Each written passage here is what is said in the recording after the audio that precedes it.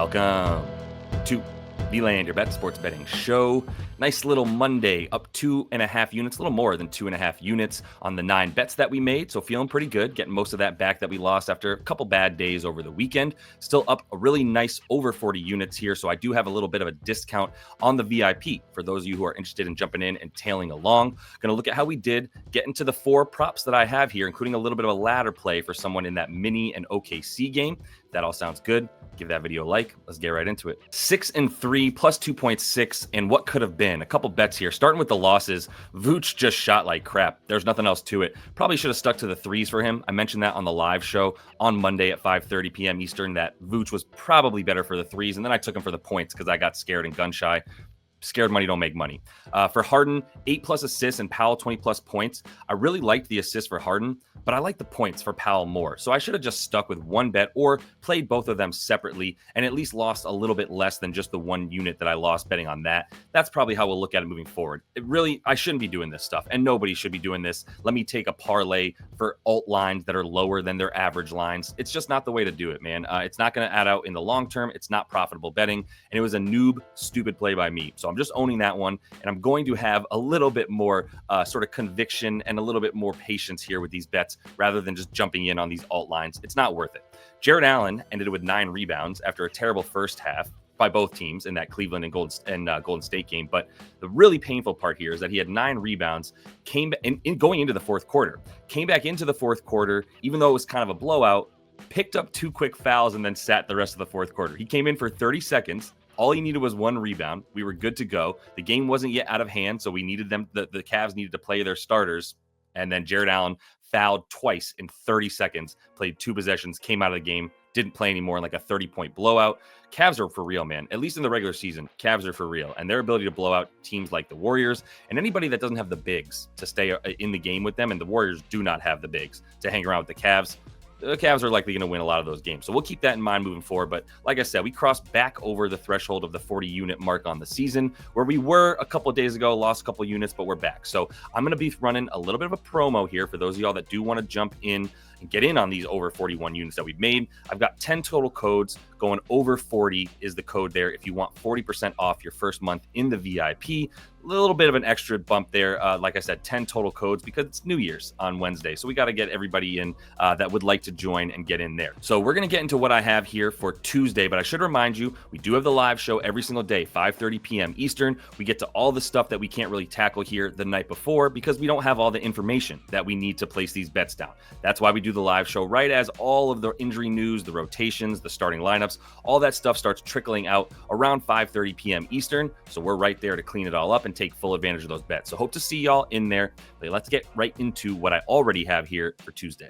As always, using propsmadness.com as the go-to sort of home base here for all things NBA and WNBA, any kind of basketball betting. This is the absolute best platform to make sure you're getting the best value and researching this stuff the most effectively, right? So if you do want to jump in and you don't yet have an account on propsmadness.com, use promo code LYB. That'll get you 25% off your first month.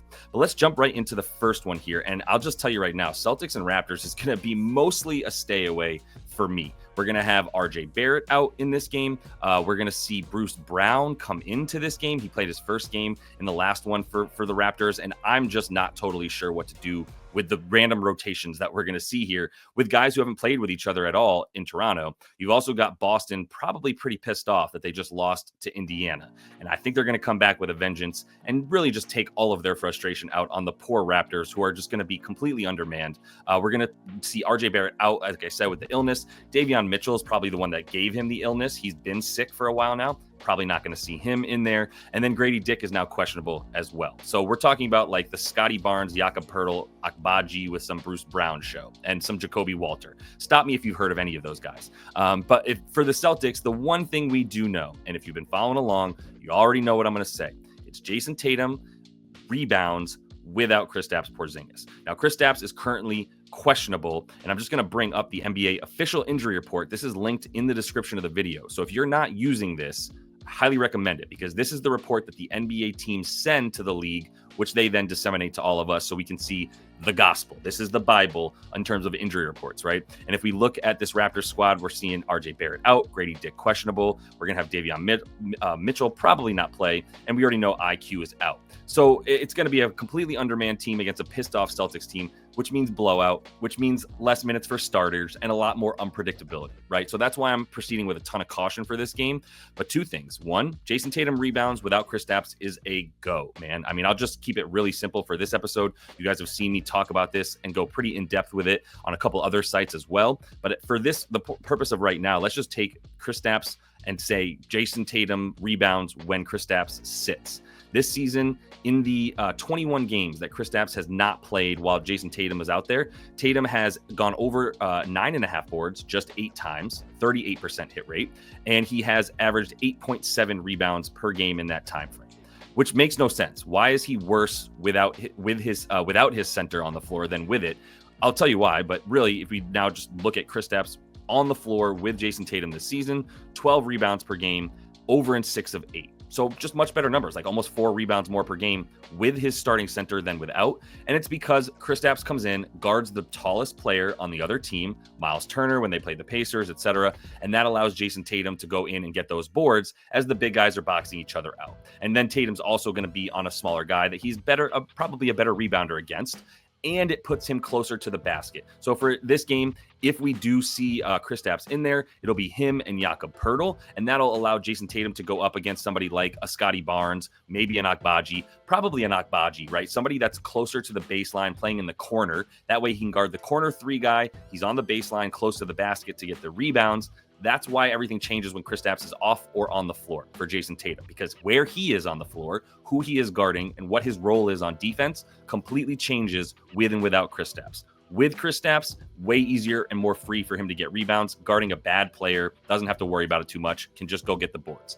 Without Kristaps out there, he's going to have to guard a better player on when they're on defense. It's just that simple. He's not going to be, and he's probably going to be guarding a guy that's out on the wing as opposed to somebody that he can stand closer to the basket to get those boards. So if we see Kristaps out, I'd probably take this up to 10.5. Not probably, I will be taking this over up to 10.5 for Jason Tatum on the boards, and 9.5 is a steal if Kristaps Porzingis sits tomorrow. I said there was 2 things. The other thing would be Peyton Pritchard. It would just be the guy who scores all the points when this team blows out another team. Just that simple, especially when we have no Kristaps. And we should also mention, as I briefly showed you, Drew Holiday is also questionable. So Drew and Kristaps, those are the 2, vets, the older vets, or the injured vet for Kristaps, the older vet for Drew. And though those guys are going to continue to be questionable throughout the season, and when they don't need them, they will sit. And I doubt they're going to need them in this game. So we'll see if they give him a little bit of extra time before the break here. But Peyton Pritchard, I prefer this at about 12.5. There are times where he's doing other things like the assists and the rebounds. So we'll have to take a closer look at it in the live show tomorrow for Peyton P. once we get some more official news about these questionable tags for the Boston Celtics. Next game on the card here, starting at 3 p.m. Eastern. By the way, early starts tomorrow, 3 p.m. Eastern, for those of you who are going to be able to watch these games. We got the Bucks and the Pacers. And if we look at the injury report in this game, we'll see that we do have a questionable tag on Giannis Antetokounmpo up here. Everybody else that we expect to play is going to be a go. Chris Middleton, AJ Green should also be out there, and then everybody else, Dame, back out the injury report, we know. Giannis does seem like he's going to play. He was at practice on Monday, so it does seem like he was a full go and should be ready to go here for Tuesday. That said, the bet that I have in this game already, and I don't know if we're going to find it available, I had Chris Middleton over 12.5 points, and that was for me a bit of a number play. And by that, what I mean is the number itself was just really beatable at 12.5, and I kind of was confident, like we see here, that it was going to rise up to 13.5. A couple of reasons that I was pretty confident it was going to rise. One, he's back in the starting lineup, and there's a good chance that he stays there even when Giannis comes back onto the team. 2, the minutes have been steadily rising as he's come back from injury, 19 up to 24, 23, 26, 28. So a pretty steady rise up to 28 minutes in this last game with versus Chicago. And granted, that had no Giannis in there, but they want Chris Middleton out there in the starting lineup playing 30 minutes or as close to it as he can once they get into sort of playoff mode. So they got to ramp him up anyway and get him back used to playing with these guys and with this squad. So I just think this came out too low. I still think you can play this at 13.5, but this is the highest that I would play it. If this tips over into 14.5 for Middleton, I'm pretty much out. And the things I'm looking at here, I think they're not taking into account that with even with Giannis and Dame last season, Chris Middleton was still doing this plenty. If we switch this to 23-24 and we say games with Giannis and games with Dame last year, he's still averaging about 16 points per game in that time frame. Let's make it the regular season too. Still 15.9, right? He's still up at about 28 to 30 minutes per game last season with these guys on the floor with him, and still averaging about 16 points per game, taking roughly 13 to 14 shots on average overall when he's healthy and playing the normal minutes, right? 13 to 14 attempts for him is plenty. If you look at this season for him, when he's taken 13 or 14 shots, which has been basically only in the last 4 games, because before that he still wasn't playing enough minutes, but in the last 4, at least 14 shots in all the 4 of those games. And that is good for an average. Let's just dumb it down here to 20 points per game. Now, granted, Giannis will be back. One of these was also without Dame. Fine. I'm still not concerned about it. They need Chris Middleton in there. I like him for 13 shots at least. So I like him to get 13. And if you need to take him at 13.5, I like him for 14 points as well. I'll have more on that game tomorrow during the live show. Haven't had a chance to look at the Clippers and the Spurs because we still don't even have any of the reports from the Clippers. They just finished their game against the Pelicans not that long ago. So we'll just move right to this Minnesota and OKC game. And the first guy I'm starting with here is my boy, Isaiah Hartenstein.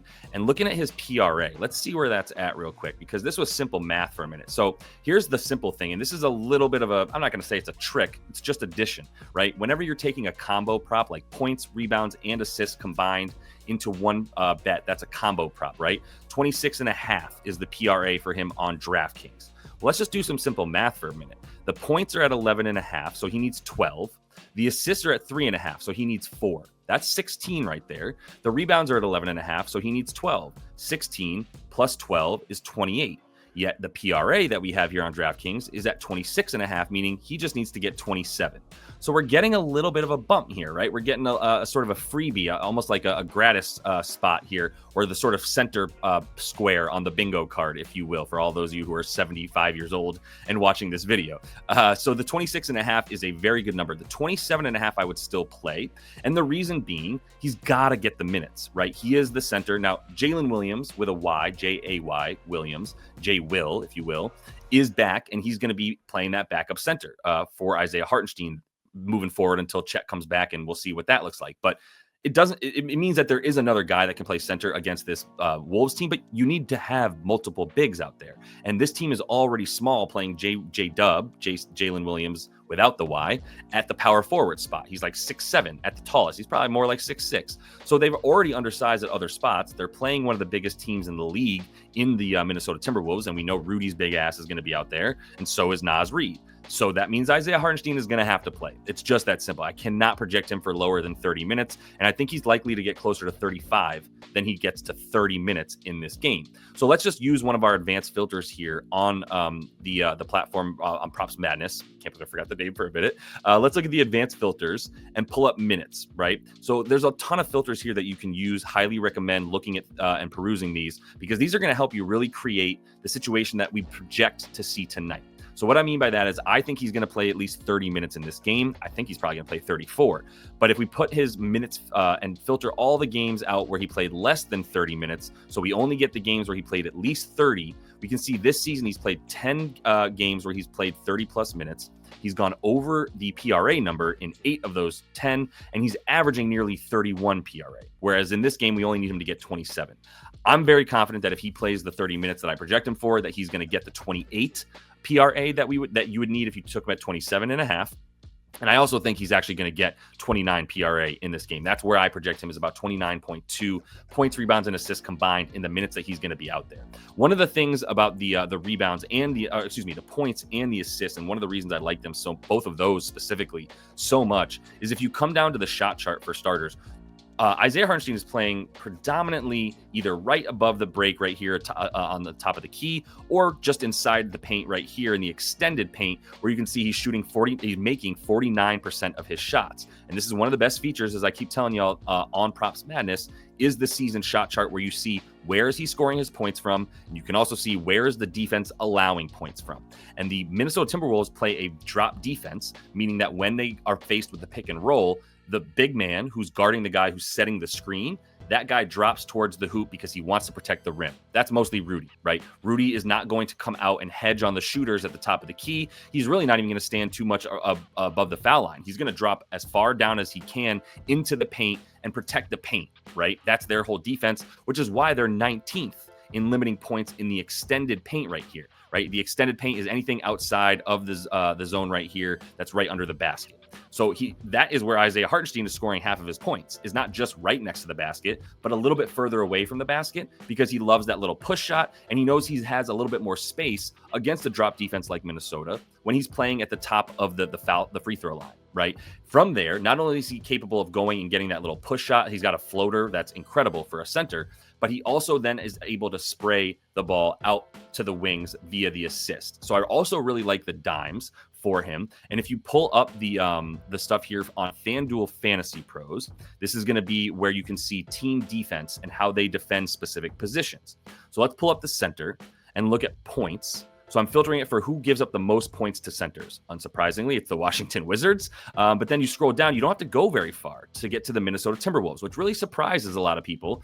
At first, it surprised me that the Minnesota Timberwolves, a team that is known for its defense, known for having the 4-time Defensive Player of the Year, which is still insane to say that someone as unskilled as Rudy Gobert is the 4-time Defensive Player of the Year. That's for another conversation. Still, it is surprising that with him out there and with all the other good defenders that they have, that they're giving up the 11th most points to centers. Rebounds, not as easy to come by, but they're also giving up a ton of assists to centers, which does make more sense. They're about 11th limiting assists to the position.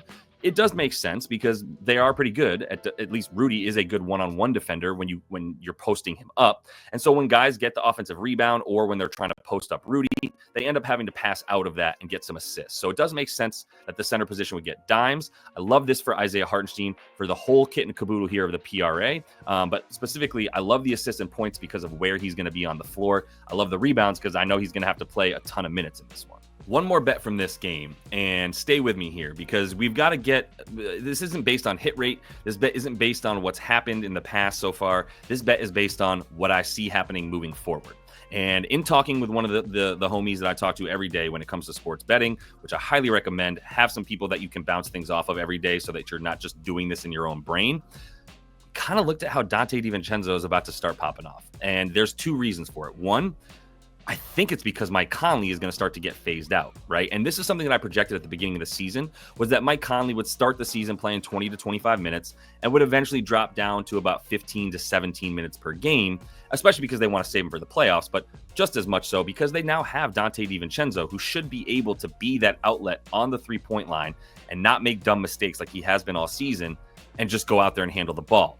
I think we're going to start seeing that now. We've also seen Julius Randle start to up his assists and his potential assists, his ball handling, his playmaking. They're definitely turning him into a lot more of a point forward than anything else, a good facilitator. You see his assist for Julius Randle all the way up here at about 4.5 on the dimes for him, which is a high number. Even though he's averaging 4.4 on the season, 4.5, still a pretty high number against a good defense, especially like OKC. But in these last 5 games, you can see he's at 11 potentials, 9, another 9. So he's going to average about 9 potentials per game, and 4 to 5 assists is going to be right around there. I only bring that up to show you that the point guard is not really Mike Conley anymore. And if you look at Conley in the last couple games here, and I just hover over his minutes, he's played 23, he played 24. But in those games, Dante also stepped up his minutes, and he was playing about 25, 26. Now he's up to 34, 37 minutes in these last 2 games.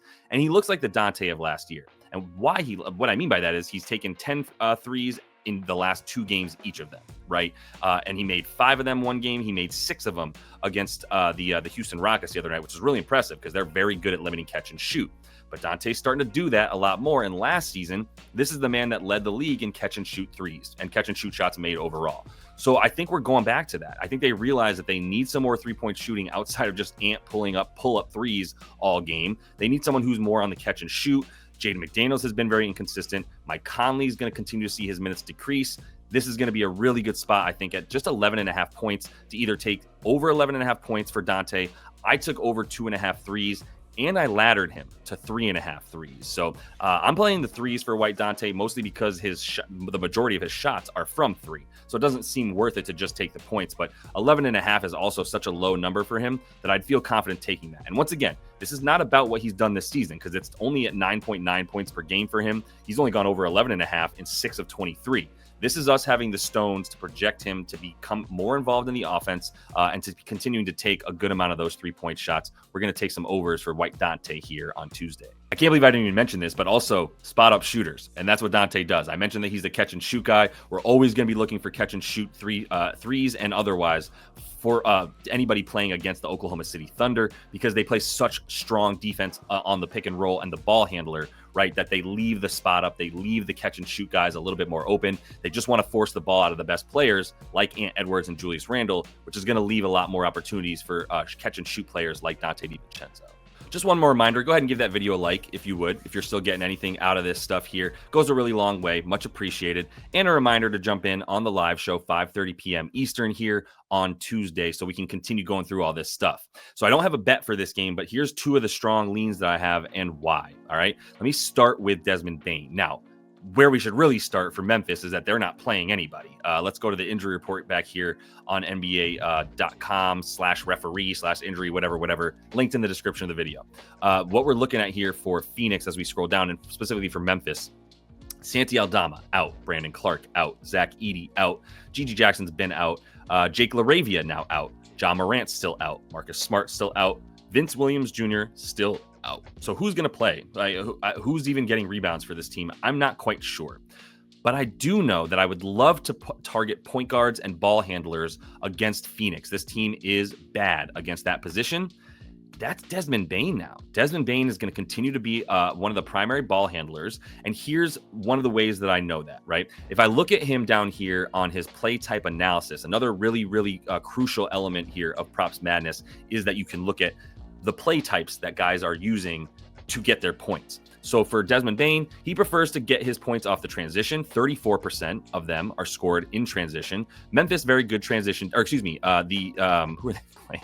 The Suns, actually very good transition defense. 10th best limiting transition points. 5th best limiting the spot up. And this is one thing that I know from, this is my job, I need to know it. I know that the Phoenix Suns are very bad against the pull-up. They're very good against the catch and shoot.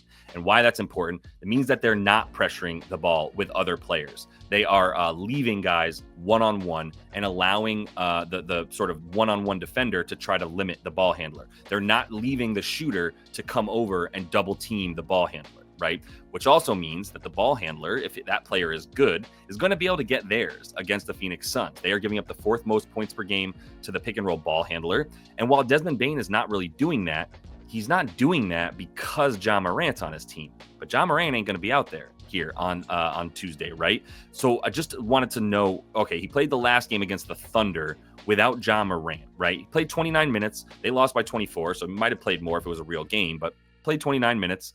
22 points on 15 shots, right? And I happen to know that you actually do want to be a catch and shoot player against the Oklahoma City Thunder. So it's actually interesting that a guy who normally is catch and shoot, but I don't think he was in this game, did so well. So what I want to look at here is I'm going to go to players on NBA Advanced Stats. I'm going to go to tracking data, and I'm going to look at pull-up shooting. Right? Because my hypothesis here is that Desmond Bane, when he plays without John Morant, is shooting a lot more pull-up and a lot fewer catch and shoot because he is now much more the primary ball handler than when Ja is out there as the clear-cut primary ball handler. So a guy who's normally taking spot-up shots, my guess was that last game against the Oklahoma City Thunder, he was probably taking mostly shots off of the pull-up, right? So I just went to last game. I filtered this to the Memphis Grizzlies pull-up shooting so I can see what happened last game for the Memphis and who was taking the most pull-up shots. And my hypothesis was right. Desmond Bane took 6 shots off the pull-up. He only made 2 of them, but he was playing an incredibly good defense, one of the best defenses at limiting pull-up shots in the league in Oklahoma City. They're number 1 or number 2 in limiting pull-ups stuff, right? Still did really well in that game. If we go to that opponent shooting and look at how bad the Phoenix Suns are and against the pull-up, it's really going to make you want to bet on whoever you think is going to take the most pull-up shots against them. So I'm just going over here to overall opponent shooting, and I'm changing it to pull-ups. So I can show you that the team that is giving up the highest frequency of pull-up shots is the Phoenix Suns. They're giving up the second most field goals made off of that shot as well. And from three, also equally as bad, right? 13.5, basically fifth worst in terms of the amount of threes that are being taken against them off the pull-up. And as far as made shots go, I believe, fourth most made pull-up threes. That's what we're going to see Desmond Bane doing in this game, as he's acting a lot more like the point guard than he normally would if Ja Morant was still out there. So we have to take that into consideration and play accordingly, that Desmond Bane is going to be more in the Ja Morant role than the normal Desmond Bane role. Going to be looking at the over for him on the live show tomorrow, 5:30 p.m. Eastern. On the other side of the ball, the key injury tag here is Devin Booker for the Phoenix Suns. So we need to know what's going to happen for him before I could bet on anybody, to be honest, with the within the Phoenix Suns team here. The two bets that I want to play, if Booker is out, I'm looking at Mason Plumlee on the assist. This is going to seem random as hell to y'all, but this man is a way better passer than he's ever been given credit for. That's number one. Number two, look at what he did this last game without Devin Booker and without Jusuf Nurkic as the starting center. 14 potential assists. That's the most potential assists that anybody had on this team last game. Pulled down 6 dimes as a result of it. He's at 2.5 right now, and it was plus money everywhere. It's slowly getting bet over, right? So I think a lot of people are realizing assists might be a good play here for Plumlee. The reason I can't bet it yet is I don't know what's going to happen with Devin Booker, who's questionable. With Devin Booker off the floor when he's playing with Brad Beal and with Kevin Durant, Mason Plumlee is averaging about 4.5 assists per 36 minutes. Right. So that is something that really helps us believe in his ability to pass and to be very involved in the passing game when he's playing without Book and without Nurkic. And that's the thing, is if Booker plays, I can't really advocate for going over on these dimes, because Booker's going to have the ball in his hand so much as the primary ball handler, facilitator, and playmaker of this team.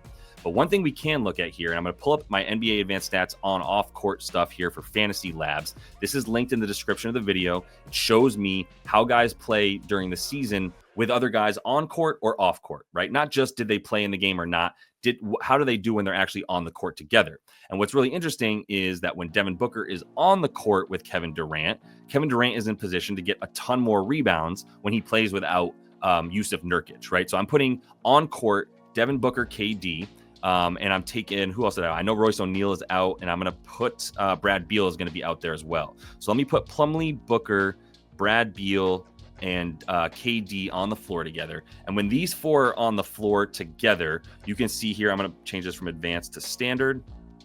So I'm just looking at standard stats. You can see KD up at about almost 10 rebounds per 36 minutes when he's playing with Plumlee and when he's not playing with Nurkic, basically. But the thing is, Devin Booker impacts this bet. If I take Devin Booker out, you see KD's rebounds drop a little bit. They go from the 9.5 that they were at to about 4.5 when he doesn't have Devin Booker out there with him. So there is something to be said about Devin Booker taking on more of a defensive role with the smaller guys on the floor than KD. But when Booker is out, KD's forced to guard guys that are a little bit further from the basket. He's forced to guard better wing players on the other team, right? Because Tyus Jones is too small to guard the wings. Brad Beal's probably guarding the other one. Now Royce O'Neal is going to be out as well. So we need Devin Booker to be out there to guard the smaller players, to allow Kevin Durant to play like a true power forward spot and then get those boards. That's a long way of saying if Devin Booker is out there, I love Kevin Durant on the rebounds, but this is too correlated to Devin Booker's presence. So I can't just blindly take KD on the boards until I know that Devin Booker is out there. That's a bet that we'll be looking at for sure tomorrow on the live show, 5:30 p.m. Eastern. One final reminder, if you do want to jump into the VIP where we're up more than 41 units now, hit code over 40 and that'll get you 40% off that first month. Got 10 total codes there in celebration of the nice night that we had here on Monday. So hope to see you guys there. Also hope to see you in the live show, 5:30 p.m. Eastern. We're going to be probably running this a little bit early tomorrow, to be honest. So try to tune in on Twitter. And if you're not yet in the free Discord, definitely recommend making sure you get in there. We got plenty of really good VIP cappers, dropping some really good picks in there as well. So hope to see you on the live show tomorrow. And until I do, happy betting.